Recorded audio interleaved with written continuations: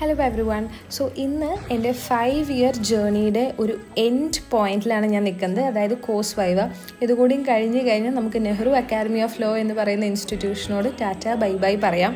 So ഈ ഒരു course വൈവയിൽ നമുക്ക് നിയർലി 7 റെക്കോർഡ്സ് എന്നാണ് ചോദ്യം വരിക ഇത്ര നാൾ പഠിച്ചത്.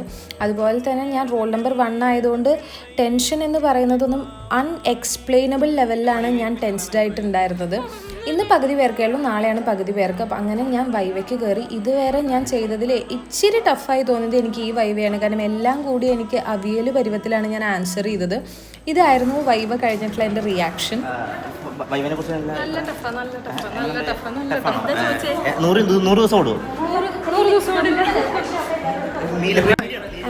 Perks of being role number 1 is that you get immense attention from all your friends.